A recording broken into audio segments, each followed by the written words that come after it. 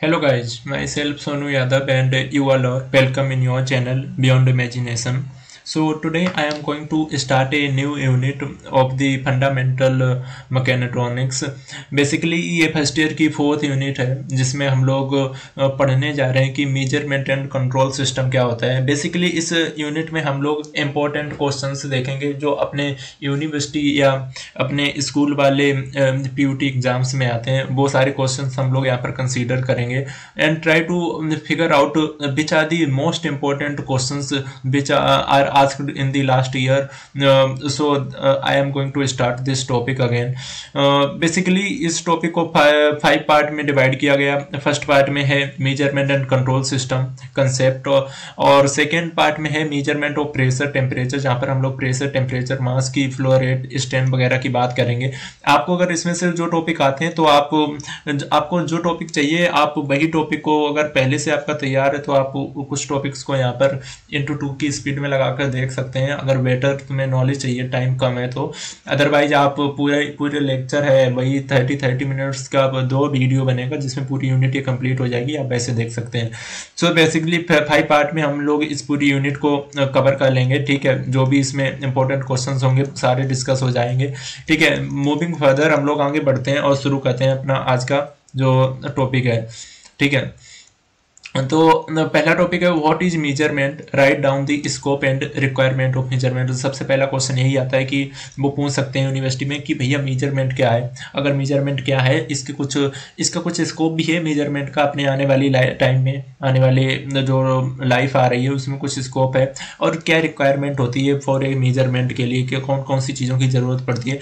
So basically हम लोग measurement को देखते हैं। It is the process of comparing a non magnitude of certain parameters with the non pre defined standard of that parameter. Basically हम लोग इस measurement की प्रोसेस में हम लोग कंपेयर करते हैं अननोन मैग्नीट्यूड के, अननोन जो पैरामीटर होते हैं किसी भी चीज़ के, किसी भी थिंग के जो अननोन पैरामीटर होते हैं ना, उसको हम लोग यहाँ पर कंपेयर करते हैं, ठीक है। और फिर पता लगाते हैं कि मतलब कि ये चीज़ सही है कि नहीं। एक तो तुम्हारे पास एक तुम्हारा जो एक जैसे कोई मान लो एक ऑब्जेक्ट है, ठीक है। ये ऑब्जेक्ट, ये फर्स्ट ऑब्जेक्ट मान लो, ये तो तुम्हारे पास अननोन, इसका जो डेटा होगा वो अपने पास, इसका डेटा, इसकी जो इन्फॉर्मेशन होगी वो अपने पास, इसकी कोई इन्फो नहीं होगी, ठीक है। बट एक सेकेंड डेटा होगा, ठीक है, उसका डेटा होगा, इसका जो डेटा होगा और जो इसकी इन्फो होगी वो अपने पास होगी सेकेंड ऑब्जेक्ट की, ठीक है। ये सेकेंड है, ये तुम्हारा फर्स्ट है। तो हम लोग फिर इन दोनों को कंपेयर करते हैं और पता लगाते हैं कि भैया इन दोनों चीज़ों में जो हम लोगों के पास डेटा ये वाला उपलब्ध है वो चीज़ इस पे सेटिस्फाइड कर रही है जो जिसके डेटा हमारे पास नहीं है, जिससे तो इसी कंपेरिजन के जो प्रोसेस है उसी को मेजरमेंट कहते हैं। बेसिकली हम लोग इसमें क्या कहते हैं, कंपेयर करते हैं अननोन मैग्नीट्यूड की जो थिंग्स होती हैं, वस्तुएं होती हैं, ठीक है। आगे बढ़ते हैं। स्कोप क्या, स्कोप तो है मेजरमेंट का। Measurements are one of crucial parts of engineering field. Every branch of engineering involves to process design and operations and maintenance. भैया अगर तुम्हें कोई चीज़ डिजाइन करनी है तो वहाँ पर मेजरमेंट की ज़रूरत पड़ेगी। ऑपरेशन करना, कोई बहुत सारे ऑपरेशंस होते हैं या मेंटेनेंस वगैरह, वहाँ पर भी तुम्हें मेजरमेंट की आवश्यकता पड़ती है। द डिजाइन में भी building design, circuit design, transportation design, automobile design, these are the examples which are where measurements are used. The operations part involves operation of the machines, automobiles, various plant circuits, etc. This is the common point as you all know कि operation कहाँ पर ये involve होंगे measurement के। भैया machines में involve होते हैं, ऑटोमोबाइल्स में इन्वॉल्व होते हैं, वेरियस प्लांट सर्किट्स वगैरह सब जगह तो मेजरमेंट का रोल होता है। कहाँ पर कौन सा सर्किट कितने स्पेस या एरिया में तुम्हारा फिट होगा वो मेजरमेंट से ही हम लोग डिसाइड करते हैं, ठीक है। Moving further, both the design and operations and maintenance involve measurement. देखो जो डिजाइन और तुम्हारे ऑपरेशंस होते हैं मेंटेनेंस के लिए, उन दोनों चीज़ों में तुम्हारे क्या इन्वॉल्व होता है, मेजरमेंट इन्वॉल्व होता है। For instance by designing automobile who have to consider dimensions of various word. Obvious सी बात है कि तुम्हारे ऑटोमोबाइल्स की एरिया में जाओगे तो भैया तुम उसकी डायमेंशन तो कोई स्पेसिफिक तुम चूज करोगे, फॉलो करोगे, उसी डायमेंशन पे तुम उस पर वर्क करोगे। So that's why measurement is very useful there and very important role play करता जाती है वहाँ पर। Similarly during the operations of the plant से like industrial refrigeration plant we have to measure parameters like pressure, temperature etcetera. तो वहाँ पर भी मेजरमेंट की जरूरत पड़ती है। मेजरमेंट एक ऐसी चीज नहीं है कि तुम एक स्पेसिफिक पॉइंट के लिए या स्पेसिफिक टॉपिक के लिए मेजरमेंट करते हो। मेजरमेंट अलग अलग चीजों के लिए, अलग अलग एनवायरनमेंट के लिए अलग हो सकती है। जैसे प्रेशर के लिए तुम दूसरी मेजरमेंट की क्वांटिटी यूज करोगे, टेम्परेचर के लिए तुम दूसरा यूज करोगे। ऐसे तुम्हारा वेट लिफ्टिंग वगैरह हो गया, या तुम किसी भी एरिया की लेंथ वगैरह नाप रहे हो तो वहां पर भी मेजरमेंट का यूज होता है। बट सबके मायने अलग हैं, सबका रोल अलग रहता है। रिक्वायरमेंट क्या है मेजरमेंट की, ये देख लेते हैं। इंपॉर्टेंट पॉइंट है, standard use for comparison purpose must be accurately defined and should be commonly acceptable. Measurement का यूज इसलिए करते हैं कि भैया कोई जो भी इंफॉर्मेशन हम लोग जो भी चाहते हैं, ठीक है, कुछ अगर हम लोग काम करना चाह रहे हैं अपकमिंग लाइफ में है, ठीक है, अब बट हम लोग हैं प्रेजेंट में, बट आने वाले टाइम में अपकमिंग लाइफ में फ्यूचर में कुछ काम करना चाहते हैं, वो चीज़ें बिल्कुल एक्यूरेट हो, वहाँ पर कोई फॉल्स ना हो, तो वहाँ पर उस चीज़ को सही करने के लिए हम लोग मेजरमेंट का यूज करते हैं। The standard must be of the same character as the measured. भैया स्टैंडर्ड बिल्कुल ऑफ कोर्स सही होने चाहिए। The apparatus used and the method adopted for the purpose of comparison must be provable. तो मतलब जो भी चीज़ें वहाँ पर यूज की जानी चाहिए वो कैसी होनी चाहिए, 100% प्रूव्ड होनी चाहिए। ऐसा नहीं है कि तुम्हारे पास कुछ फेक इन्फॉर्मेशन है। एक्सप्लेन करते हैं वेरियस मेथड्स फॉर मेजरमेंट के कितने मेथड होते हैं। तुम्हारा एक डायरेक्ट मेथड होता है, इनडायरेक्ट मेथड होता है। डायरेक्ट मेथड में देख लेते हैं क्या होता है। In these method the unknown quantity is directly compared against standard. इसमें जो क्या होता है, एक क्वांटिटी को कंपेयर किया जाता है। एक क्वांटिटी को डायरेक्टली किसके अगेंस्ट में कंपेयर किया जाता है, जो जिसकी कोई वैल्यू हमें पता ही नहीं होती है, लेकिन वो कंपेयर किसके द्वारा किया जाएगा, जिसमें एक की वैल्यू पता होगी बट एक की वैल्यू नहीं पता होगी। The result is expressed as a numerical number and a unit. The standard in fact is a physical embodiment of a unit. ठीक है, तो डायरेक्ट मेथड में भैया तुम्हारी एक अननोन क्वांटिटी को एक नॉन क्वांटिटी से कंपेयर किया जाता है और फिर वहां पर स्टैंडर्ड निकाल कर देखा जाता है कि भैया इसका क्या रिजल्ट आने वाला। That is the called direct method. In direct method are quite common for the measurement of physical quantities like length, mass and time. और भैया यही जो डायरेक्ट मेथड होते हैं ये कॉमन है अपना जो टाइम है। हम लोग जनरली डेली लाइफ में यही डायरेक्ट मेथड को यूज करते हैं। कोई अगर फिजिकल चीज हमें नापनी हो, फिजिकल क्वांटिटी को, तो हम लोग किसी एक लेंथ का सहारा मान लेंगे। जैसे एक टेबल है, टेबल की लेंथ अगर सपोज करो स्पेसिफिक 10 सेंटीमीटर है और तुम्हें 10 सेंटीमीटर का कोई और ऑब्जेक्ट तुम्हें मेजर करना, तो वो कहेंगे ठीक है भैया इस पे रख लो टेबल पे। ठीक है, उसको फिजिकल क्वांटिटी मान के उन लोगों ने मेजर कर लिया कि हाँ भैया जो तुम चीज की नाप रहे हो वो भी 10 सेंटीमीटर की होगी। ऐसे ही लेंथ है, लेंथ को एक क्वांटिटी बना लेंगे तो वहां से लेंथ को नाप लेंगे। और ऐसे ही टाइम है तुम्हारा, ठीक है, तो टाइम को भी एक स्केल पे हम लोग मेजर कर सकते हैं। इनडायरेक्ट मेथड देखते हैं, डायरेक्ट मेथड का है। In indirect method of measurement some transducing devices called transducer is used which is coupled to a chain of the connecting apparatus that forms the part of the measurement system। ठीक है, इसमें basically क्या होता है, indirect measurement में कुछ devices हम लोग लगाते हैं, ट्रांसड्यूसिंग डिवाइसेस लगाते हैं और उन्हीं ट्रांसड्यूसिंग डिवाइस क्या कहते हैं, ट्रांसड्यूसर कहते हैं, जो कि कपल्ड होती हैं, एक चैन बनाती हैं। ठीक है, चैन बनाने के साथ वो एक कनेक्टिंग apparatus से कनेक्ट होती हैं और वही उसके जो पार्ट होते हैं ना वही तुम्हारे मेजरिंग सिस्टम कहलाते हैं। ठीक है, कनेक्टिंग जो apparatus के पार्ट्स होते हैं वही तुम्हारे मेजरिंग सिस्टम कहलाते हैं। In this system the quantity which is to be measured input is converted into some other measurable quantity. देखो इसमें जो क्वांटिटी हम लोग मेजर करना चाहते हैं ना, मेजर करना चाहते हैं उसी इनपुट को किस में कन्वर्ट कर दिया जाता है, इनटू अदर मेजरेबल क्वांटिटी। वही आउटपुट उसका बन जाता है पहले जो हम लोग इनपुट डालते हैं बाय द ट्रांसड्यूसर। ट्रांसड्यूसर की हेल्प से क्या कहते हैं, जो हम लोग इनपुट मेजर करना चाहते हैं उसको किस में कन्वर्ट कर देते हैं, उसको आउटपुट मेजरेबल क्वांटिटी में कन्वर्ट कर दिया जाता है with the help of transducer. The transducer used is such that input and the output are proportional to each other. और जो तुम्हारे ट्रांसड्यूसर होते हैं वो प्रोपोर्शनल होते हैं एक ईच अदर, जैसे के डायरेक्टली प्रोपोर्शनल टू पी मान लो। ठीक है, तो ये ट्रांसड्यूसर का तुम्हारा सिंबल होता है कि 1/, अगर के तुम्हारा इंक्रीज करेगा तो पी तुम्हारा डिक्रीज करेगा। ठीक है, तो ये इसका पॉइंट हुआ, प्रोपोर्शनल होते हैं। थर्ड पॉइंट है the readings obtained from the transducer are calibrated to as per the relations between the input and the output. जो रीडिंग्स होती हैं वो जो ऑब्टेंड करते हैं हम लोग, जो रीडिंग्स हम लोगों को मिलती हैं ट्रांसड्यूसर से, वो किसके रिलेशंस को शो करती हैं, वो इनपुट और आउटपुट के रिलेशन को शो करती हैं। जो रीडिंग्स हमें ट्रांसड्यूसर से मिलती हैं, ठीक है, वो हमें किसके रिलेशन से मिलती हैं, वो इनपुट और आउटपुट के रिलेशन के बीच की जो मेजर होता है, जो कैलकुलेशन हम लोग करते हैं वो ट्रांसड्यूसर की हेल्प से करते हैं। Thus the reading obtained from the transducer is the actual value of the quantity to be measured, और जो रीडिंग मिलती है वही एक्चुअल वैल्यू हो जाती है। Such type of conversion is often necessary to make the desired information intelligible.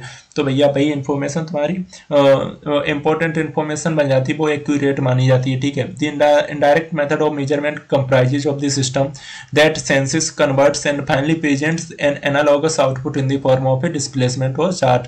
तो ये सारी प्रक्रिया उसमें होती हैं डायरेक्ट मेथड में, ठीक है। तो ये इसके कुछ पॉइंट्स हैं, अगर तुम 4 पॉइंट भी लिख के आ जाओगे तो तुम्हारा सफिशियंट है और तुम्हें पूरे नंबर उसमें मिल जाएंगे, ठीक है। अपनी लैंग्वेज में तुम बना के लिख सकते हो, बट एट लास्ट तुम्हारा लॉजिक बिल्कुल सेम होना चाहिए। ऐसा नहीं है कि तुम टॉपिक से बाहर निकल गए, बट लैंग्वेज तुम अपनी यूज कर सकते हो, ऐसा कोई बाउंडेशन नहीं है इसमें। Moving further, next question is draw a block diagram representation of generalized measurement system, identify various elements and explain their functions। भैया एक उन्होंने बोला एक डायग्राम बनाओ, ब्लॉक डायग्राम, जिसमें रिप्रेजेंट करो कि मेजरमेंट सिस्टम को और उसके कुछ वेरियस एलिमेंट और उसके फंक्शंस को भी वहाँ पर क्लासीफाई करो। तो देखते हैं भैया हम लोग मेजरमेंट सिस्टम का कैसा डायग्राम होता है। सिंपली ये ब्लॉक डायग्राम होता है एक मेजरमेंट सिस्टम का। यहाँ पर देख लो, ये बहुत इंपॉर्टेंट है क्वेश्चन, और ये तुम्हारा 10 नंबर में भैया पूछ लिया जाता है 10 मार्क्स के लिए। तो बिल्कुल भी ऐसा मत सोचना कि भैया ये क्वेश्चन आएगा नहीं, ठीक है। मैं बता रहा हूँ इंपॉर्टेंट है तो 100% आएगा। ब्लॉक डायग्राम देख लो, पहले तुम्हारा इनपुट होता है, लास्ट में तुम्हारा आउटपुट होता है, ठीक है। इनपुट सबको पता है बिगिनिंग में होगा, आउटपुट तुम्हारा लास्ट में होगा। इसके बीच इनपुट के बाद आता है तुम्हारा सेंसर ट्रांसड्यूसर एलिमेंट, उसके बाद आता है ट्रांसड्यूस्ड सिग्नल, ठीक है। फिर सिग्नल कंडीशनिंग एलिमेंट होता है जहाँ सिग्नल कंडीशन को चेक करता है कौन से एलिमेंट के लिए कौन सी कंडीशन लगनी चाहिए। फिर तुम्हारा आता है एनालॉगस सिग्नल एंड देन तुम्हारा रीडिंग रिकॉर्डिंग एलिमेंट आता है, जो तुम्हारी ये सारी प्रक्रिया होती है ना वो उसको रीड रिकॉर्ड करता है एलिमेंट, और देन एट लास्ट स्टेज ही finally produce output. So these are the some steps for generalizing measuring instrument. So ये इसके कुछ एलिमेंट्स हैं, बस इन्हीं पॉइंट को हम लोगों को आगे देखना है, ठीक है। इनका क्या क्या रोल होता है। अब सबसे पहले ले लो इनिशियल सेंसिंग एलिमेंट, ये क्या होता है। It is also known as sensor transducer element or simply transduced element. It is the first element which detects or senses the measure. ये तुम्हारा इनिशियल का मतलब क्या है, सबसे पहले जो एलिमेंट आए, तो ये सबसे पहले एलिमेंट होता है जो डिटेक्ट करता है या सेंस करता है तुम्हारी मेजरमेंट कोई वैल्यू को। तो इनिशियल एनर्जी तुम्हारी यहाँ से होगी, और इनिशियल सेंसिंग एलिमेंट है तुम्हारा, ये practically convenient form of output निकालता है। तो ये पहला एलिमेंट होता है। इनिशियल का मतलब भैया समझ जाना, सिंपली पहला एलिमेंट होगा, इसको भूलना नहीं है। फंक्शन क्या होता है, it is the part which first receives energy from the measured medium. पहले ये इसका फंक्शन क्या होता है, ये इसमें क्या होता है, ये पहले क्या करता है, एनर्जी रिसीव करता है जो मेजर्ड मीडियम में, ठीक है, और उसको कन्वर्ट कर देता है किसमें, एक more practically convenient form of output. जो हम लोग इसमें इनपुट देते हैं उसी पार्ट के इस एनर्जी को ये मेजर करता है रिसीव करके वहाँ से, और उसको फिर कन्वर्ट कर देता है उसी मीडियम इनपुट एनर्जी को किस में कन्वर्ट कर देता है, आउटपुट प्रैक्टिकली कन्वीनियंट एनर्जी में कन्वर्ट कर देता है। अब सेकंड देखते हैं कि सिग्नल कंडीशनिंग एलिमेंट क्या है। सिग्नल कंडीशनिंग एलिमेंट का क्या रोल होता है। Signal conditioning element are used to modify the transducer information into a form that is acceptable to reading recording elements। भैया सिग्नल कंडीशनिंग एलिमेंट का क्या यूज होता है, भैया वो मॉडिफाई करता है ट्रांसड्यूस्ड इंफॉर्मेशन को एक फॉर्म से दूसरे एक्सेप्टेबल फॉर्म में, ठीक है। इस सिग्नल क्या काम का होता है भैया, एक कोई सिग्नल आ रहा है तुम्हारा, ठीक है, वो उसको कन्वर्ट कर देगा तुम्हारा एक जो जिस बंदे को यहाँ पे बैठा है उसको, जैसे यहाँ पर तुम्हारा एनालॉगस सिग्नल आ रहा है और तुम्हें दूसरे टाइप में सिग्नल चाहिए, तो वो इस फॉर्म के सिग्नल को कन्वर्ट कर देगा एक्सेप्टेबल या रीडेबल लैंग्वेज में जो यहाँ पे पर्सन को चाहिए। बस सिग्नल कंडीशनिंग का ये काम होता है। Many times the output of the transducer is so small that it is insufficient to operate an indicator, hence it should be suitably manipulated by signal conditioning element. तो ये सारे इसके काम होते हैं सिग्नल कंडीशनिंग एलिमेंट का। ऐसे हम सारा कुछ नहीं बता रहे, मैं बता रहा हूँ जो मेन इसके जो काम है वो अपनी लैंग्वेज में बना के लिख सकते हो। रीडिंग रिकॉर्डिंग एलिमेंट का क्या काम है, ये होता है रीड करना रिकॉर्ड करना एलिमेंट को, और बस तुम जो मैंने रीड रिकॉर्ड किया उसी को एज ए आउटपुट उसको प्रोड्यूस कर देना। That is the only work of reading recording element, ठीक है। It is also called data representation element. The data is finally transmitted to data representation element. The element is used to display information of measured quantity to the observer. तो यही भैया सब काम है। Function देख लेते हैं, ये इंपॉर्टेंट है। This elements act as data storage element, भैया ये तुम्हारे किसी डाटा को स्टोर कर सकते हैं। रीडिंग रिकॉर्डिंग एलिमेंट, क्योंकि भैया रीड करेंगे और रिकॉर्ड का मतलब क्या है, स्टोर करना। सो that's why these element can store data of the element. These desired data may be retrieved repeatably whenever required। भैया इसमें एक और खास बात ये होती है कि अगर जिसमें तुम्हारा डेटा तुम्हें चाहिए, जैसे सपोज करो तुम्हारा डेटा खो गया, बट यहाँ से तुम अपना डेटा दोबारा पा सकते हो रीडिंग रिकॉर्डिंग एलिमेंट से। तो ये इसका अच्छा पॉइंट है, ठीक है। मूविंग फर्दर, आगे बढ़ते हैं, ठीक है। आगे इसमें देखते हैं ये वाला क्वेश्चन, इसमें क्या है। What is error, also explain sources of error. तो भैया एक क्वेश्चन इसमें ये भी पूछ लेते हैं, कभी कभी 2 नंबर में पूछ लेता है कि भैया एरर क्या है और इसके सोर्सेस क्या है। Error, an error can be defined age difference between measured value and true value. बिल्कुल इंपॉर्टेंट पॉइंट है, इस पे तुम्हारे क्वेश्चन भी बनते हैं, न्यूमेरिकल वैल्यू बनती है। ये तुम्हारा क्या होता है, एक तुम्हारा मेजर्ड वैल्यू होता है, measured value minus true value, ठीक है। तो ये इसका डिफरेंस है भैया, ये याद रखना। एरर क्या है तुम्हारा, measured value minus true value, ठीक है। एन एरर, ये एक पॉइंट भी लिख सकते हो, ये difference between measured value and true value है। An ideal measuring instrument should be designed and manufactured for precise and unambiguous measurement of parameters of interval, but since 100% control is unattainable error does occur. भैया वो कहते हैं कि कोई भी चीज़ 100% accurate नहीं हो सकती है, इसलिए कुछ ना कुछ चांसेस होते हैं एरर होने के। सो दैट्स वाई हम लोग वहाँ पर एरर कंसेप्ट का यूज करते हैं। सोर्सेस देखते हैं एरर के क्या होते हैं। There are the major sources of error that may contaminate the results are the measurer and the instrument itself. भैया इन्होंने बताई तो एक कंडीशन बन सकती है, अगर कोई एरर हो रही, पहला तो जो मेजर कर रहा जो स्पेसिफिक पर्सन है, जैसे हम ही किसी चीज़ को अगर मेजर कर रहे हैं तो जो गलती हमसे हो गई वो एक हमारा एरर प्रोड्यूस कर सकती है, ठीक है। एक उन्होंने बताया थी इंस्ट्रूमेंट की, जो इंस्ट्रूमेंट हम यूज कर रहे हैं मेजर करने के लिए चीज़ को, वो इंस्ट्रूमेंट कुछ एरर शो कर सकती है, ठीक है। तो उन्होंने बताया यही दो कैपेबिलिटी, यही दो पॉसिबिलिटी बन सकती हैं इसकी समटाइम्स। तो इन्हीं दो चीज़ों की वजह से एरर ओकर होता है, और कोई चांस है क्या, तुम खुद सोचो। तो बेसिकली ये इनकी पूरी कहानी लिखी है एरर की एक्सप्लेन करने की, ठीक है। जो मैंने तुम्हें 2 पॉइंट में बता दिया, बस इसको अपनी लैंग्वेज में लिख देना है। मेजरर में क्या होगा, समझ जाओ कि भैया एक कोई पर्सन मान लो अगर वो बहुत ओल्ड है, ठीक है, उसका थोड़ा ध्यान नहीं गया तो उससे ही गलती हो गई, उसने 0.05 था, उसने 0.005 कर दिया। ये तुम्हें बहुत छोटा सा एरर लग रहा होगा। तुम अगर इसी एरर को अगर तुम लोग सब्जी वगैरह जो लोग यूज करते हैं केजी वगैरह में अगर कोई चीज़ खरीदने जाओ तो वहाँ पर इसका कोई इंपॉर्टेंट रोल नहीं होता है, 0.05 या 0.005 हो जाए। बट अगर इसी वाले रोल को हम लोग जहाँ पर सोने वगैरह की दुकान पर जाते हैं, गोल्ड स्मिथ की दुकान पे सोना वगैरह खरीदने या लेने, तो वहाँ पर ये बहुत इफेक्ट डालता है, ठीक है, 0.05 और 0.005%। तो ये चीज़ें बहुत मायने रखते हैं कि कौन से फील्ड में हम लोग एरर का यूज कर रहे हैं, ठीक है। तो मेजरर से गलती हो सकती है, वो डिपेंड कर सकता है इंसान ने ध्यान ना दिया हो या उस बाई मिस्टेक उसने डेटा को गलत रिकॉर्ड कर लिया हो। तो ये पहला टाइप हो गया, इसके तुम पॉइंट्स बना के लिख सकते हो मेजरर से। सेकेंड है इंस्ट्रूमेंट। इंस्ट्रूमेंट में कभी कभी क्या होता है, आज के टाइम पे क्या है भैया, सब डिजिटल चीज़ें जाना हो गई, जितनी भी डिवाइसेस हो गई हम लोगों ने देखा है वो डिजिटल वाली हो गई, ठीक है। तो डिजिटल इंस्ट्रूमेंट हो गए। डिजिटल इंस्ट्रूमेंट से क्या होता है कि भैया कभी कभी वो डिस्चार्ज हो जाते हैं, ठीक है, कभी कभी वो कम बैटरी पावर होने की वजह से वो गलत रिकॉर्डिंग डेटा शो करने लगते हैं। So that is also the one point which included in the instrument self. So हम लोगों को डे बाई डे या टाइम टू टाइम हम लोगों को चेक करते रहना चाहिए कि भैया हम पीछे वाली कंडीशंस पे तो नहीं फॉलो कर रहे हैं, हमको चेक करते रहना चाहिए कि इंस्ट्रूमेंट एक्यूरेट है, इसमें कोई खराबी नहीं हो। तो ये इसकी मेजर पॉइंट है, अपनी लैंग्वेज में बना के लिख देना। एक्सप्लेन करते हैं क्लासिफिकेशन ऑफ मेजरमेंट एरर्स। जो क्लासिफिकेशन क्या है मेजरमेंट एरर्स के, ये बहुत इंपॉर्टेंट है, 10 नंबर में पूछ लिया जाता है भैया।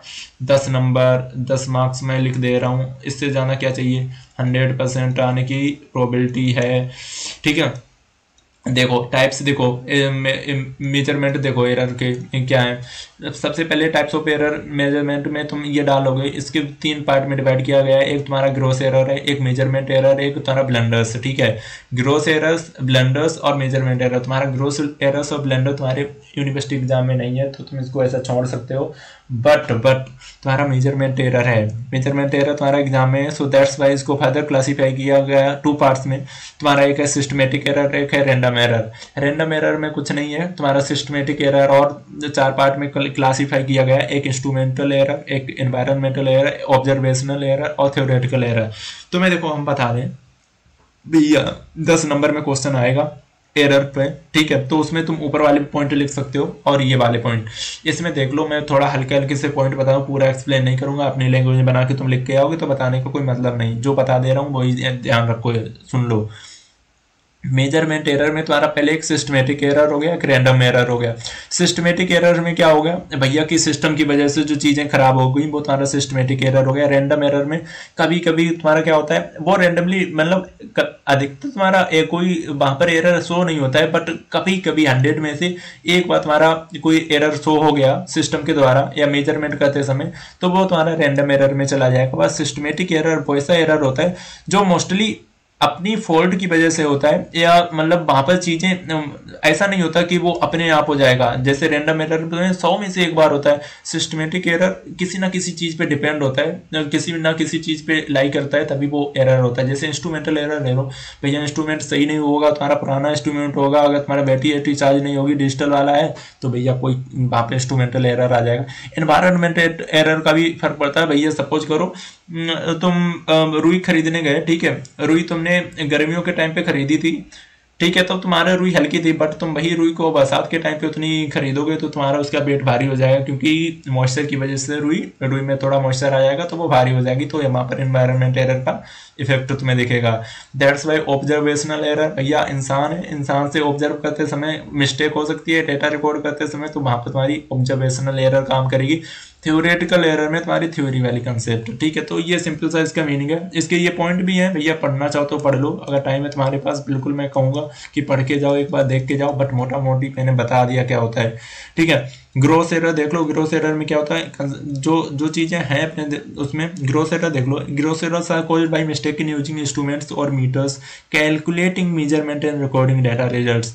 भैया ये ग्रोस एरर्स कैसे होती हैं, वो मिस्टेक हो जाती है जो हम लोग इंस्ट्रूमेंट्स यूज कर रहे हैं या मीटर वगैरह जो भी यूज कर रहे हैं इंस्ट्रूमेंट में, या फिर क्या calculating measurement and recording data result जो हम लोग मेजर कर रहे हैं, देख रहे हैं, उसको गलत रिकॉर्ड कर लेना, तो वो तुम्हारी ग्रोस एरर कहलाती है। The best example of this error is a person और operator reading pressure gauge 1.01 newton metre square as 1.10 newton per metre square. मतलब जैसे उन्होंने बेस्ट एग्जांपल दिया कि ग्रोस एरर को फाइंड करने का है, जैसे 1.01 न्यूटन पर मीटर स्क्वायर को कैसे इन लोगों ने यहाँ पर कैसे रीड कर लिया, 1.10, यहाँ पे 1.0 बना है, बट यहाँ पे इन्होंने 1.10 न्यूटन पर कर लिया, 10 कर लिया, यहाँ पे 0 बनता। तो ये तुम्हारा ग्रोस एरर में आता है कि भैया रीडिंग के टाइम पे ही तुमने गलती कर दी, रिजल्ट तो सही आ रहा था, बट बाय मिस्टेक ऑपरेटर ने, जो बंदा वहां पर काम कर रहा था, उसने गलत लिख दिया, तो वो तुम्हारी ग्रोस एरर कहलाती है। मेजरमेंट एरर में बताया था मैंने, मेजरमेंट एरर के तुम्हारे और उसके सब डिवाइडेड पार्ट हैं, ठीक है। ऑब्जर्वेशनल, थ्योरेटिकल, 4 पार्टों में डिवाइड किया गया तुम्हारा मेजरमेंट एरर। देखो क्या क्या होता है तुम्हारा सिस्टमेटिक एरर। मेजरमेंट एरर में क्या है, सिस्टमेटिक एरर है तुम्हारा, ठीक है। सिस्टमेटिक एरर में तुम्हारा फिर इंस्ट्रूमेंटल एरर आता है, एनवायरमेंटल एरर आता है। सिस्टमेटिक एरर में देख लो क्या होता है, पहले ये पूरा निपटा देते हैं। सिस्टमेटिक एरर में the errors that occur due to fault in the measuring device are known as systematic errors. भैया हमने बताया था सिस्टम में जो फॉल्ट हो उसी में जो एरर्स हो वो सिस्टमेटिक एरर्स होते हैं, ठीक है। These error can be detailed by correcting the measurement device को भैया तुम सही कर लोगे तो तुम्हारी सिस्टमेटिक एरर खत्म हो जाएगी। इंस्ट्रूमेंटल एरर में due to wrong construction of the measurement instruction, these error में होगा ड्यू टू हिस्टेरियस और फ्रिक्शन वगैरह की वजह से जो एरर इंस्ट्रूमेंट में आ जाए तो उसकी वजह इंस्ट्रूमेंटल एरर्स हो गए। एनवायरनमेंट में मैंने बताया था, जो मैंने एग्जांपल दिया था वही सफिशिएंट है। The environment errors occur due to some external conditions of the instrument. External condition mainly include pressure, temperature, humidity वगैरह जो बताया था, ठीक है। ऑब्जर्वेशनल एरर देख लो, दिस टाइप ऑफ एरर होगा ड्यू टू रॉन्ग ऑब्जर्वेशन, ठीक है। वो ऑब्जर्वेशन का थ्योरेटिकल में देख लो, थ्योरेटिकल एरर्स क्या है, are caused by simplification of the model system. For example the theory states that the temperature of this system surrounding will not change the readings taken when it actually does then this factor will begin a source of error in measurement. इन्होंने ये बहुत अच्छा example दिया theoretical error का कि भैया इन्होंने बताया कि अगर एक थ्योरी ये बताती है कि जो टेम्परेचर है किसी भी सिस्टम का सिस्टम के सराउंड का वो चेंज नहीं होगा, ठीक है, वो किसी भी सिस्टम का जो टेम्परेचर है सराउंड का जो टेम्परेचर है सिस्टम के सराउंड का टेम्परेचर वो चेंज नहीं होगा, तो जो रीडिंग हम लोग लेंगे जो एक्चुअली हैं जो रीडिंग लेंगे वो this factor will begin a source of error, वो भैया वो एरर शो करेगा क्योंकि भैया टेम्परेचर तो किसी सिस्टम के सराउंड का तो चेंज हो गई भैया। अगर थ्योरी तुम्हारी कहती है कि टेम्परेचर चेंज ही नहीं होगा किसी सिस्टम सराउंड का तो भैया वहाँ पर तो एरर तुम्हें देखने को मिलेगी ना। ये तो थ्योरेटिकल एरर हो गई, कंसेप्ट ही इन्होंने गलत बता दिया। किसी सिस्टम के सराउंड का टेम्परेचर तो भैया चेंज होगा ना, वो अंदर वाला टेम्परेचर सेम रहेगा लेकिन सराउंड का मतलब समझ रहे हो बाहर वाला, तो ये थ्योरेटिकल एरर में आ जाएगा, ठीक है भैया कंसेप्ट ही गलत बता दिया। रैंडम एरर्स, देखो random errors are caused by the sudden change in experimental conditions and noise and tiredness in the working person, these errors are either positive और नेगेटिव। भैया इन्होंने बताया ये एरर रैंडम एरर्स होती हैं, सडन चेंज हो जाए कोई भी चीज़ में एक्सपेरिमेंटल कंडीशन या नॉइज वगैरह बहुत ज़्यादा हो जाए या टायर्डनेस बंदा बहुत थका हुआ है या वर्किंग पर्सन, ठीक है, तो these error are either positive, तो ये एरर पॉजिटिव भी हो सकती हैं नेगेटिव भी हो सकती हैं रैंडम एरर्स, ठीक है। तो इन लोगों ने इस बात को बताया है यहाँ पे। मूविंग फर्दर हम लोग देखते हैं ब्लंडर्स। ब्लंडर्स क्या होते हैं, ये थोड़ा सा इंपॉर्टेंट है, इसको देख लो, कभी कभी 2 नंबर में पूछ भी लेते हैं कि भैया व्हाट इज ब्लंडर्स, ठीक है, तो ऐसे वो पूछ लेंगे व्हाट इज ब्लंडर्स। ब्लंडर्स देख लेते हैं। Blunders are final source of errors and these errors are caused by faulty recording or due to a wrong value while recording a measurement और misreading a scale। भैया ये भी कहते हैं blunders are final source of errors होते हैं। भैया तुमने सपोज करो सब कुछ काम करते सही है, इंस्ट्रूमेंटल सिस्टमेटिक वगैरह सब कुछ काम करते चले आए, बट लास्ट में जब ब्लंडर्स पे काम आया तो वहाँ पर तुम्हारी कंडीशन थोड़ी बेकार हो गई। वहाँ पर ये एरर कैसे होते हैं, वही फॉल्ट हो जाए, वहाँ पर रिकॉर्ड करने में कोई फॉल्ट हो जाए तुम्हारी, ठीक है, तो वहाँ पर ये तुम्हारा ब्लंडर वाला कंसेप्ट आता है। या रॉन्ग वैल्यू हम लोग पुट कर दें किसी भी एक रिकॉर्ड की तो वहाँ पर ब्लंडर्स काम आते हैं। या हम लोग मिस रीडिंग कर दें किसी भी एक स्केल पे जो रीडिंग लिखी थी उसको मिस कर दें तो वहाँ पर ब्लंडर्स काम आता है। या फॉरगेट कर जाए कोई एक भी डिजिट को जो स्केल पे लिखा हो तो वहाँ पर ब्लंडर्स का काम आता है। समझ गए ब्लंडर्स का क्या काम आता है भैया, कोई भी वैल्यू थी फाइनल सोर्स तक तो हम पहुंच गए थे, बट वहाँ फाइनल सोर्स पे जाके हम लोगों ने कोई गलती कर दी, कोई रॉन्ग वैल्यू पुट कर दी या हम लोग कोई डिजिट मिस कर गए तो वहाँ पर भैया ब्लंडर्स एरर देखने को मिलती है। These blunders should stick out like सोर themes if one person checks the work of another person it should not be comprised in the analysis of data। वो कहते हैं जो ये ब्लंडर्स हैं ये stick out like sore thumbs हैं if one person check the work of another person. वो कहते हैं इस जो ब्लंडर्स वाला एरर है इसको थोड़ा सा कम किया जा सकता है अगर एक पर्सन की जो रीडिंग है उसने जो चेक किया सारी इन्फॉर्मेशन यहाँ से लेके इनिशियल से लेकर ब्लेंडर तक, अगर वो वही रीडिंग को कोई दूसरा पर्सन भी चेक कर ले एक बार तो दी प्रोबेबिलिटी ऑफ बिकमिंग या happening the mistake become reduce, तो निग्लेजिबल हो जाएंगी वहाँ पर चीज़ें। आगे बढ़ते हैं मूविंग फर्दर 6 क्वेश्चन पे। Right short note on calibration and static calibration. ठीक है भैया थोड़ा फास्ट चलना पड़ेगा क्योंकि क्वेश्चंस बहुत ज़्यादा है, अगर मैं ऐसे ही चला तो फिर टाइम ज़्यादा लग जाएगा, ठीक है, वीडियो लेंथ बहुत बड़ी हो जाएगी। तो मैं जो इम्पोर्टेंट बता दे रहा हूँ एक बार नज़र आप भी मान लेना। शॉर्ट नोट्स लिखने इंस्ट्रूमेंट एंड स्टैटिक कैलिब्रेशन में कैलिब्रेशन देख लेते हैं। कैलिब्रेशन में भी डिफाइंड है the process of determining output scale of a measuring instrument. Calibration में सिंपली क्या कहते हैं हम लोग इसको डिफाइन करते हैं as a process of determining output scale of measuring instrument में। भैया कैलिब्रेशन का सिंपल सा मीनिंग यही हुआ जो output scale of measuring instrument की जो चीज़ें, जैसे सपोज करो कोई तुम्हारा जैसे कोई काम कर रहे हो तुम, ठीक है, उसका जो रिजल्ट आया ना आउटपुट जो आया, ठीक है, उस चीज़ को मेजर करने के लिए हम लोग क्या कैलिब्रेशन का यूज़ करते हैं, ठीक है, सिंपल सा मीनिंग है। इनिशियल इनपुट में क्या देना कैसे बनाना उसके लिए कैलिब्रेशन नहीं यूज होता है, आउटपुट में जो तुम्हारा रिजल्ट आया उसके डेटा को रिकॉर्ड करने उसको मेजर करने के लिए तुम्हारा कैलिब्रेशन यूज होता है। For this, known magnitudes of the input quantity must be fed into the sensor transducer and the system's output behavior as to be observed. वो कहते हैं इस नॉन मैग्नीट्यूड को, इनपुट क्वांटिटी को किस में फेड करना चाहिए, सेंसर ट्रांसड्यूसर में और सिस्टम आउटपुट में डालना चाहिए, so that we can observe the behaviour of the magnitudes. ठीक है, इनपुट क्वांटिटी का हम लोग बिहेवियर बता पाएँ कि ये कैसे बिहेव कर रही है। तो ये इसके पॉइंट्स हैं। फिर जो कैलिब्रेशन है वो तुम्हारे 2 पार्ट्स में डिवाइड किया गया, single point calibration and multi point calibration. Single point calibration में क्या होता है, एक जो सिंगल वैल्यू होती है वो इनपुट को, उसी को इनपुट मान लेते हैं, सिंगल वैल्यू को इनपुट मान लेते हैं, और and corresponding output is sufficient to evaluate the constant of proportionality. ठीक है, तो उसको क्या इवैल्यूएट करते हैं, कांस्टेंट किसका इवैल्यूएट करते हैं, प्रोपोर्शनैलिटी का। ठीक है, this is called single point calibration. Multi point calibration में क्या होता है, if the output is not proportional to input, अगर तुम्हारा आउटपुट प्रोपोर्शनल नहीं है इनपुट के, then to improve accuracy of calibration, तो हम वहाँ पर इम्प्रूव करते हैं एक्यूरेसी कैलिब्रेशन की। और a number of input values are fed to the instrument and the corresponding output deflections are observe. और फिर क्या कहते हैं, जो नंबर ऑफ इनपुट हम लोग वैल्यूज हम लोग डालते हैं किसी भी इंस्ट्रूमेंट में मेजर करने के लिए, भाई उसके करस्पॉन्डिंग होती हैं वो आउटपुट जो हम लोग देखने वाले हैं, जो दिखेगा वो उसी के करस्पॉन्डिंग होती हैं जो नंबर हम इनपुट वैल्यूज इसमें इंस्ट्रूमेंट में फेड कर रहे हैं, डाल रहे हैं। स्टैटिक कैलिब्रेशन में देख लो, in static calibration a known value is input to the system under calibration and the system output is recorded. इन स्टैटिक कैलिब्रेशन में क्या होता है कि भैया हम लोगों को पता है कि वैल्यू जो है, हम जानते हैं वैल्यू के बारे में कि भैया इसकी क्या डाटा है क्या नहीं, उस वैल्यू को इनपुट की तरह हम लोग सिस्टम में डालते हैं। ठीक है, अंडर कैलिब्रेशन, और फिर सिस्टम से हम लोग उम्मीद करते हैं कि भैया वो आउटपुट को रिकॉर्ड करके दे। The term static refers to a calibration procedure in which the value of the variables involved remain constant। इसमें जो वैल्यू होती है वेरिएबल्स की वो हमेशा कांस्टेंट रहती है during measurement, they do not change with time, और ये टाइम के साथ चेंज नहीं होते हैं। ठीक है, स्टैटिक का ये डायग्राम है भैया, देख लो ये डायग्राम देख लो। अगर ऐसा डायग्राम तुम्हें कहीं दिख जाए तो तुम ये मत कहना कि भैया मैंने ये डायग्राम नहीं देखा, ये स्टैटिक कैलिब्रेशन का डायग्राम है, देख लो। यहाँ पे तुम्हारा आउटपुट वैल्यू है बाई एक्सिस पे और इनपुट वैल्यू है तुम्हारी एक्स एक्सिस पे। ठीक है, ये बात ध्यान रखना, एक्स एक्सिस पे तुम्हारी इनपुट वैल्यू है, बाई एक्सिस पे तुम्हारी क्या है, आउटपुट वैल्यू। ठीक है, बाई एक्सिस पे ये रहा।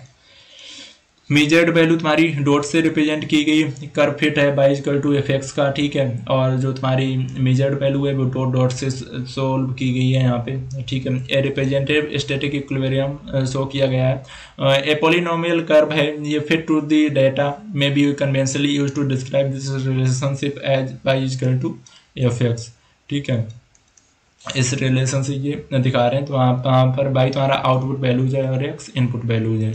ठीक है, कंसेप्ट देख लें, प्रेशर मेजरमेंट। हम प्रेशर वाले कंसेप्ट पे आगे, प्रेशर मैनेजमेंट क्या होता है। Pressure management is not only concerned with determination of force per unit area but is also involve in many liquid level. वो कहते हैं जो प्रेशर मेजरमेंट है वो भैया यही नहीं डिटरमाइन, उसकी यही डेफिनेशन है कि भैया force per unit area is called pressure में, ऐसा नहीं है। वो कहते हैं इसमें बहुत सारी चीज़ें, अलग चीज़ें भी इन्वॉल्व होती हैं, जैसे कि इन्होंने बताया in many liquid level density flow and temperature measurement is also comes in the category of pressure measurement। ठीक है, तो उन्होंने बताया फोर्स पर यूनिट एरिया इसकी कैटेगरी में नहीं इन्वॉल्व होता है, उसके बावजूद भी उसके बजाय भी काफ़ी चीज़ें हैं। जैसे उन्होंने बताया लिक्विड लेवल में density flow and temperature measurement are also the conditions are also the specific type which comes under the category of pressure measurement. Force measurement देखते हैं। Force is usually measured by applying it to a calibrated device which registers the force and indicates or record it magnitude. उन्होंने बताया force measurement के लिए generally हम लोग एक calibrated device को यूज करते हैं, जिससे हमें पता चल जाता है कि भैया कितना फोर्स किस डिवाइस पे लग रहा है। रेडिएशन पैरोमीटर में, radiation pyrometer is basically A thermocouple instrument placed in black tube. एक रेडिएशन पैरोमीटर एक बेसिकली थर्मोकपल इंस्ट्रूमेंट है जो कि कहाँ पे तुम्हारा प्लेस किया जाता है, एक ब्लैक ट्यूब होता है, उसके अंदर तुम्हारा रेडिएशन पैरोमीटर को हम लोग प्लेस करते हैं। ठीक है, इसके आगे यूज देखेंगे, रेडिएशन पैरोमीटर का यूज क्या होता है वो आगे हम लोग क्वेश्चन में देखेंगे। 4.7 है, लॉन्ग आंसर टाइप क्वेश्चन है। What do you understand by manometers, also write down कुछ सम टाइप्स ऑफ मैनोमीटर्स। और एक एक्सप्लेन भी करने को बोला है इन्होंने। मैनोमीटर्स देखते हैं सबसे पहले, मैनोमीटर्स होते क्या हैं बेसिकली। उसका ये डायग्राम रहा, ये देख लो भाई, डायग्राम देख लो मैनोमीटर्स का। तुम्हारा इस यू ट्यूब मैनोमीटर तुम्हारा यू टाइप का है, यू नहीं तुम्हें लग रहा है, ये देखो यू बना है, ठीक है। इसको अभी देखेंगे। मैनोमीटर्स देखते हैं बेसिकली। मैनोमीटर्स क्या होते हैं? Manometers measure the unknown pressure by balancing against the gravitational force of liquid heads. ये बात है, देखा भैया। मैनोमीटर्स क्या होते हैं? मैनोमीटर्स क्या मेजर करते हैं? एक अननोन प्रेशर को जो मेजर करते हैं, जो कि क्या कर रहा हो, by balancing against the gravitational force. एक अननोन प्रेशर को मेजर करते हैं जो कि किसके अगेंस्ट बैलेंस कर रहा हो चीज़ों को? Gravitational force of liquid head के अगेंस्ट में जो चीज़ प्रेशर को बैलेंस कर रहा हो, उसी चीज़ को मैनोमीटर्स कहते हैं। Manometers are self balancing deflection type of instruments and have continuous rather than step wise output, ठीक है। तो self balancing deflection type instrument को कह सकते हैं हम लोग मैनोमीटर को। They are used as primary standards for low pressure measurement, और इनको हम लोग कैसे यूज करते हैं? प्राइमरी स्टैंडर्ड्स यूज कर लेते हैं। प्राइमरी स्टैंडर्ड पहले, सबसे पहले इन्हीं को यूज करते हैं फॉर लो प्रेशर मेजरमेंट करने के लिए। टाइप्स देख लेते हैं मैनोमीटर्स के। बहुत सारे टाइप्स हैं तुम्हारा। एक है U tube manometer, bell type manometer, inclined tube manometer, ring balanced manometer and micro manometer. तो बेसिकली तुम्हें सारे नहीं, तुम्हें अगर ये तुम सारे पॉइंट याद रख लो, बट इसमें से एक भी तुम मैनोमीटर को एक्सप्लेन कर दो या डिस्क्राइब कर दो एग्जाम में, that is more sufficient for your gaining the marks. So that's why I suggest you have to learn 2 or 3 manometers, but you have also explain at least one manometers in your university exam. So basically हम लोग YouTube manometer को देख लेते हैं। जो तुम्हें अच्छा लगे, जो तुम्हें सिंपल लगे, उस मैनोमीटर को तुम लोग देख लेना। सी वाले को देखते हैं। YouTube मैनोमीटर में be used for measuring of liquid in gas pressure. तुम्हारा लिक्विड और गैस प्रेशर को मेजर करने के लिए होता है। जैसे P2 पाइप ये है, तुम्हारा P1 पाइप है, तुम्हारी ये H हाइट है constant.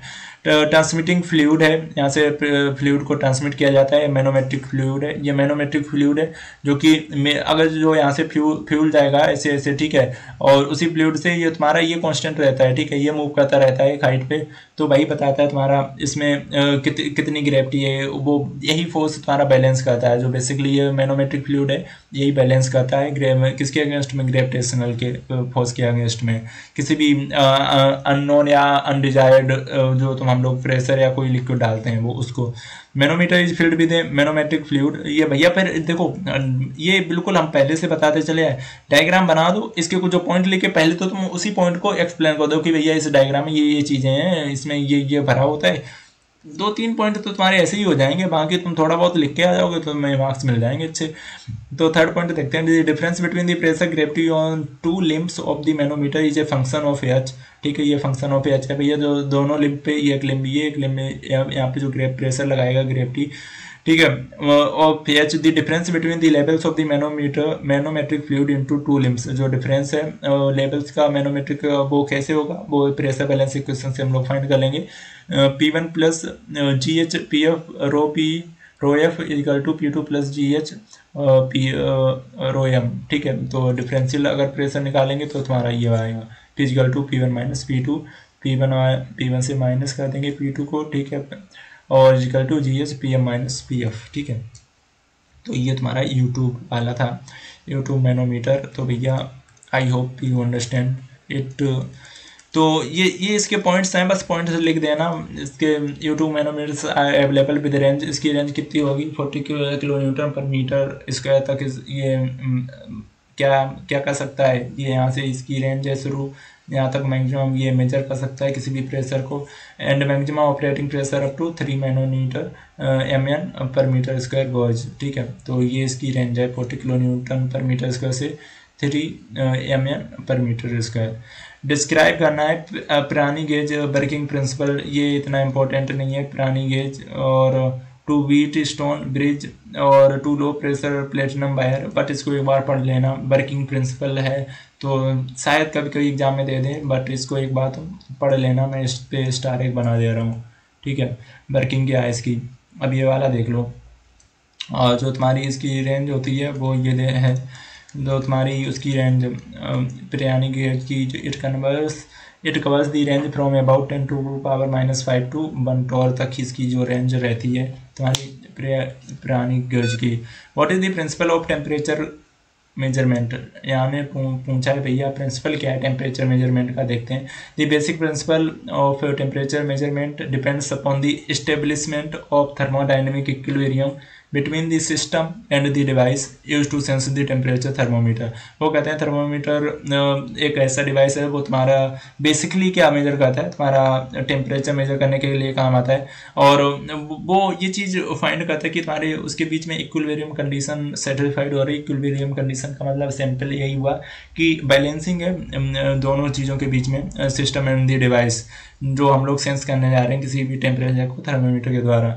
Some scale for measuring of temperature are as follows, जैसे तुम्हारा जो टेम्परेचर किस में मेजर किया जा सकता है, तुम्हारा डिग्री सेल्सियस में, फ़ारेनहाइट स्केल में नापते हैं, जो हम लोग अपना फीवर वगैरह नापते हैं भैया वो इसी में मेजर करते हैं, तुम्हारा डिग्री सेल्सियस में नहीं जाता है, फ़ारेनहाइट स्केल में जाता है। केल्विन स्केल तुम्हारा बेटेट या प्रेशर तुम्हारा केल्विन स्केल में भी तुम्हारा टेम्परेचर मेजर किया जाता है, सॉरी तुम्हारा केल्विन स्केल में भी टेम्परेचर मेजर किया जाता है, डिग्री सेल्सियस में भी, फ़ारेनहाइट में भी तुम्हारा फीवर वगैरह, ठीक है।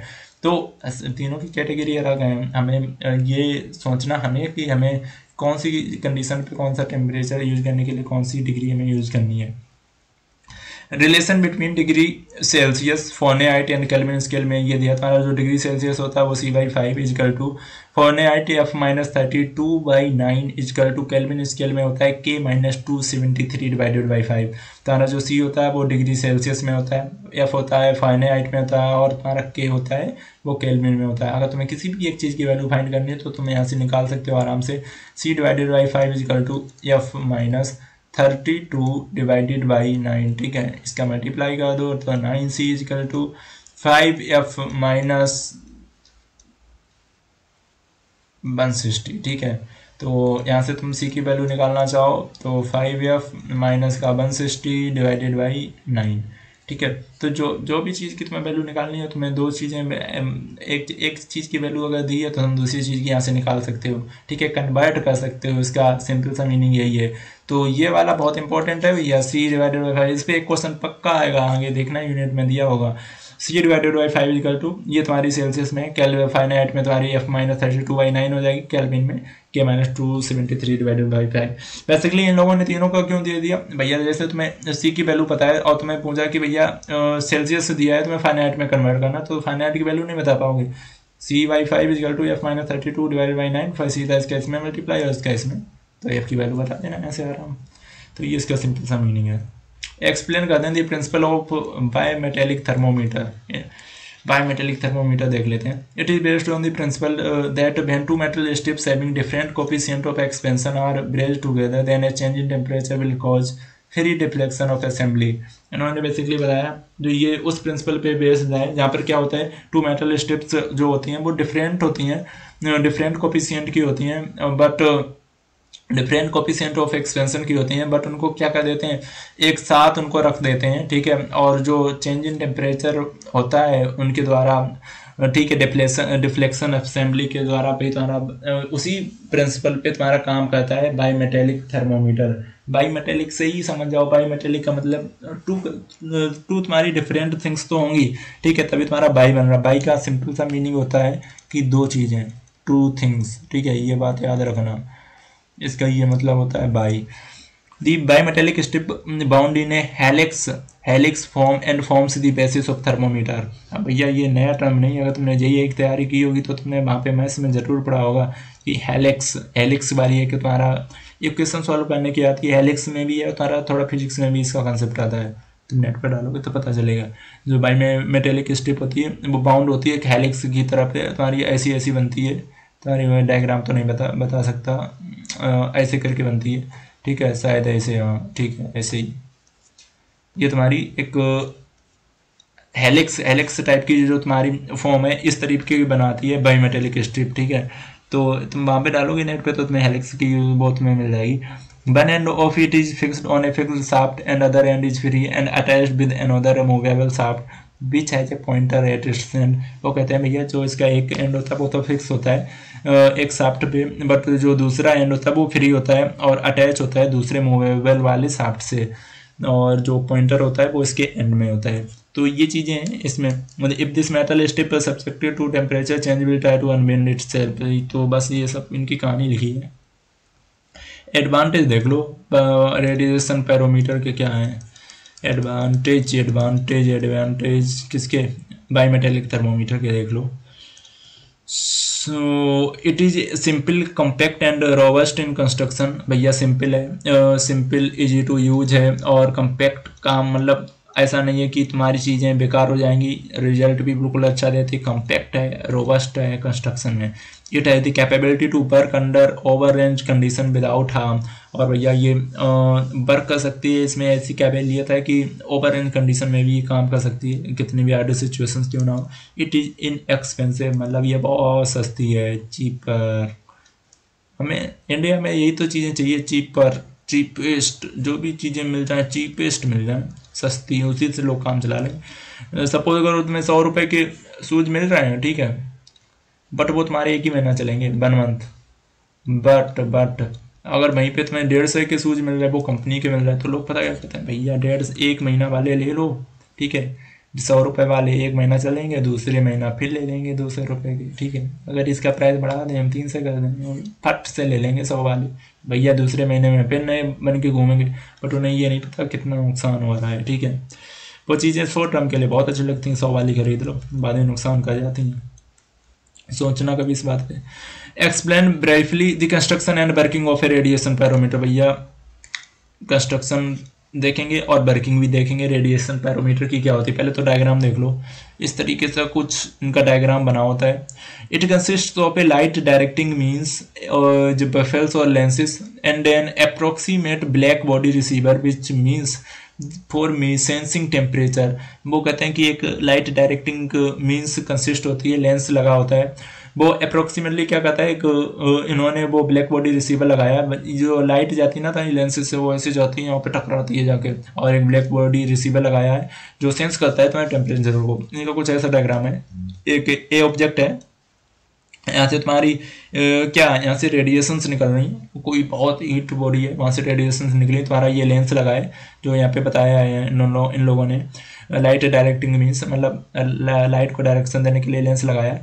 वो लेंस क्या करता है, इस वाली जो जितनी भी हीट आ रही है ना तुम्हारी इधर लेफ्ट साइड से, ठीक है, लेफ्ट टू राइट ही तो जाएगा, लेफ्ट से जितनी हीट आ रही है उसको एक पॉइंट पे, जो ये एस वाला पॉइंट है ना, एस वाला पॉइंट, यही तुम्हारा क्या है, ये ब्लैक बॉडी रिसीवर है, यही वाले पॉइंट पे सब रिफ्लेक्ट करवा रहे हैं। और जब यही तुम्हारा ब्लैक बॉडी रिसीवर है तो ये तुम्हारा रिकॉर्ड करता है इंस्ट्रूमेंट का, कितना भैया टेम्परेचर है, सेंसिंग फॉइल है, ये तुम्हारा बेसिकली कनकेव मिरर है, और ये तुम्हारा आई पीस।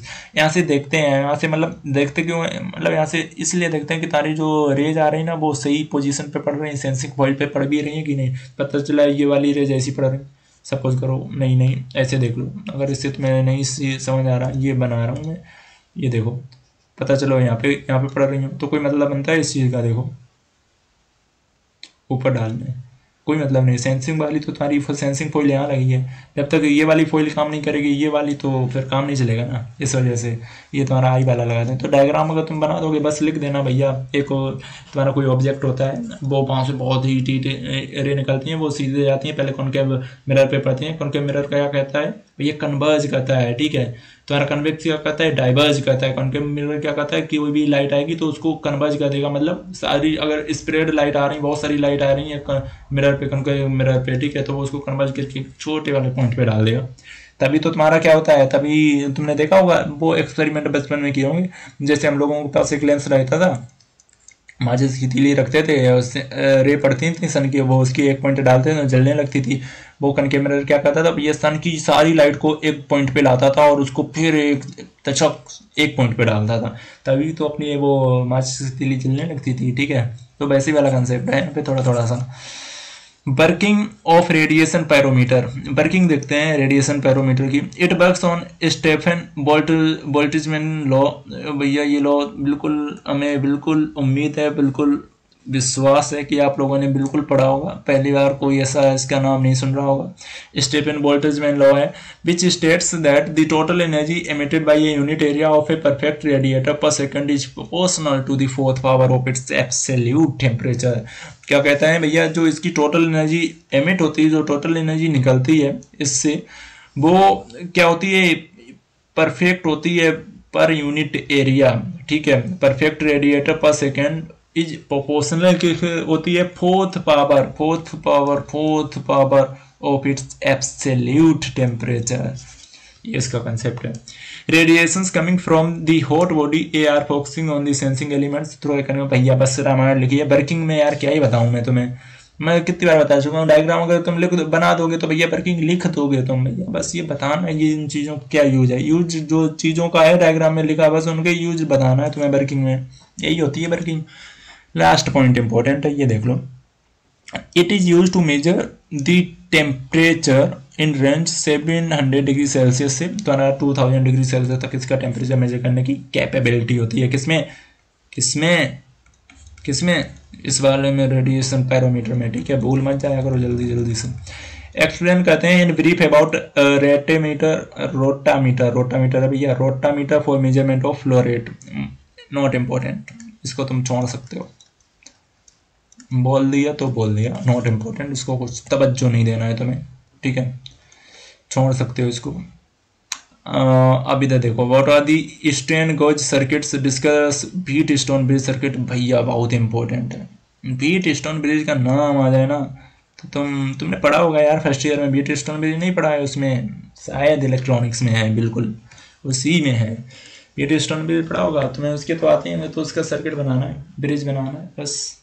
स्ट्रेन गॉज सर्किट क्या होता है? The change in resistance can be measured by using A proper circuit called strain gauge circuit. These changes in resistance can be measured by electrical circuits using potentiometer और wheat stone bridge. ये दोनों चीज़ें पढ़ी होंगी तुमने, ठीक है, ज़्यादा एक्सप्लेन करने की जरूरत नहीं, मुझे सर ने पढ़ाया होगा। By electrical circuits using potentiometer और व्हीट स्टोन ब्रिज की सहायता से हम लोग इसका स्ट्रेन गेज सर्किट बनाते हैं। इन दोनों चीज़ों की हेल्प ले सकते हैं। ये रात तुम्हारा देखो हल्का फुल्का मैं बता भी दूंगा। Static strain measurement by using wheat stone bridge, देखो मैं बताता हूँ, तुम्हारा दोनों के लिए काम हो जाएगा। व्हीट स्टोन ब्रिज ऐसा बना होता है तुम्हारा, देख लो। It is use to measure static strain only, और ये केवल क्या मेजर करता है? स्टैटिक स्ट्रेन करता है। देखो डायग्राम होगा तुम्हारा, ये स्विच होगा, ठीक है, अभी तो ओपन है, जब तुम इसको ऐसे कर दोगे तो क्लोज हो जाएगा, यहाँ से करंट फ्लो करने लगेगा। यहाँ की कंडीशन क्या होती है, ये देख लो। R1, R2, R3, R4 तुम्हारे ये चार तो ये हो गए, तुम्हारा ये गैल्वेनोमीटर होता है जो मेजर करता है, और तुम्हारे कितने पॉइंट हो गए? A, B, C, D, ठीक है। एक तुम साइकिल इसमें बना सकते हो, इसमें और एक साइकिल तुम इसमें बना सकते हो, ठीक है। तुम्हारी इच्छा अनुसार तुम्हें जैसा सही लगे वैसा कर सकते हो, किसमें साइकिल बन जाएगी या किसमें साइकिल बन जाएगी, ठीक है। अब इसमें सिंपली अपनी जो कंडीशन होती है वो क्या कंडीशन वो लोग फॉलो करवाते हैं, वो कहते हैं तुम्हारे जो R1 है ना, R1 divided by R2 equal to होना चाहिए R3 यहाँ पे होगा R3 डिवाइडेड बाई R4। कहते हैं भैया अगर ये कंडीशन तुमने फॉलो कर दी तो तुम्हारा व्हीट स्टोन ब्रिज सही काम कर रहा है। देख लो ये कंडीशन सेटिस्फाई करवा देंगे हम लोग। R1 divided by R2 equal to किसके होने चाहिए? R3 डिवाइडेड बाई R4, ठीक है। तुम कोई एक रो पकड़ सकते हो, जैसे तुम अगर यहाँ A पॉइंट से तुमने चलना शुरू किया, ठीक है, और तुम पहले R4 पे गए, ठीक है, फिर तुम यहाँ से आके इस पे आके गैल्वेनोमीटर में, फिर तुम यहाँ से आके R1 पे चले गए, तो तुम्हारी एक साइकिल ये कंप्लीट हो जाएगी। यहाँ पे एक साइकिल ये, एक दूसरी साइकिल ये, दोनों की साइकिल अलग अलग बना लेगा ना, इक्वल टू कर देना काट पीट के, तुम्हारी ये वाली कंडीशन फॉलो हो जाएगी। देख लो आगे। सबसे पहले क्या कहते हैं? लेट R1 रिप्रेजेंट करते हैं स्ट्रेन गेज को, तुम ये बना लेना सर्किट, ठीक है। बैलेंस करते हैं कंडीशन की, potential at B equal to potential at D। जो पोटेंशियल एट B है भाई, पोटेंशियल किस पे है? D पे है, दोनों का, ठीक है। इस वाले ये तुम्हारी क्योंकि कॉमन पॉइंट है ना V एंड D, दोनों सर्किट के लिए, इस वजह से पोटेंशियल जो B पे होगा वो D पे होगा। And no current flow through galvanometer G 10वीं कैंडल। अगर गैल्वेनोमीटर से कोई करंट फ्लो नहीं कर रहा है तो जो कंडीशन होती है वो होती है R1 divided by R2 equal to R3 divided by R4, ठीक है।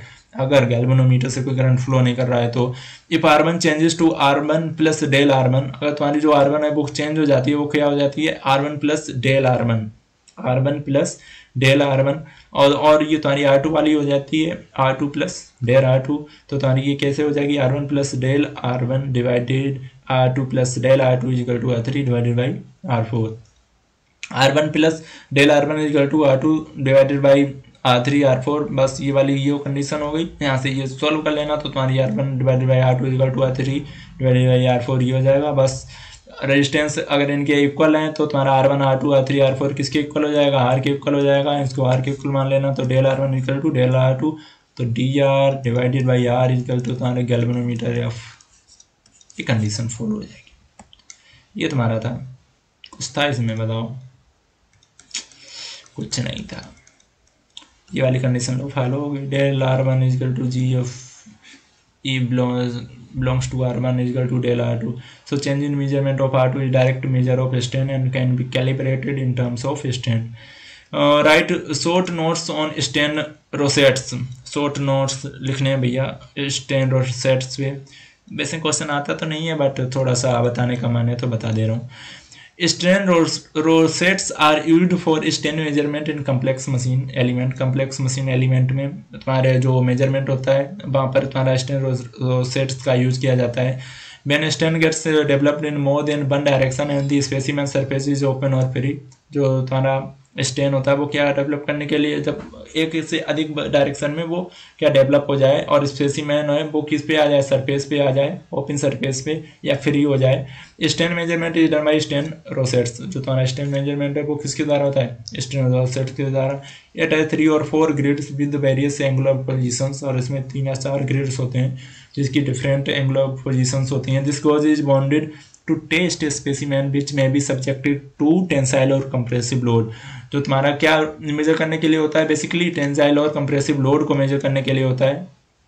When the member is stretched axially, then strain induced is calculated by the given formula. Formula is sigma divided by sigma is equal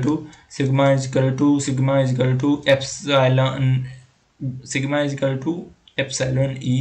E तुम्हारा epsilon क्या है, strain है, और ई तुम्हारा modulus of elasticity है जो हमने फर्स्ट यूनिट में भी बताया था, तुम्हें पढ़ाया था। और तुम्हारा सिग्मा तो पता ही है, स्ट्रेस है। जब तुम इसका वो निकालोगे अभी आगे तुम्हें निकलवाएंगे फार्मूला इसका। स्ट्रेन का पता है फार्मूला क्या है, पढ़ लो बेटा, याद कर लो, भूलना मत इससे। When any machine part is stretched in only one direction, then it also has a lateral strain. जब एक ही डायरेक्शन में कोई तुम्हारी मशीन है पार्ट स्ट्रेच करती है तो एक डायरेक्शन में तो तुम्हारी लेटरल स्ट्रेन होती है along with axial strain. There are 3 types of strain gauge: rectangular rosettes, delta rosettes and T delta rosettes. ठीक है, तो आज हम लोग इस टॉपिक को यहीं तक रखते हैं। हम लोग अगले वाली वीडियो में 4.15 से तुम्हारा शुरू करेंगे ये लेक्चर, ठीक है, और उसमें सारे पॉइंट कवर कर देंगे नेक्स्ट वीडियो में। 15 क्वेश्चन हो गए, 15 क्वेश्चन और बचे होंगे, शायद 15 से ज़्यादा हो सकते हैं, बट अगली वाली वीडियो में हम कवर कर देंगे। जो इंपॉर्टेंट क्वेश्चन है उनको ही पढ़ाएंगे, या थोड़ा स्लो पढ़ाया बट अगली वाली वीडियो में कवर कर देंगे। So thank you guys for today and we will see you in another video.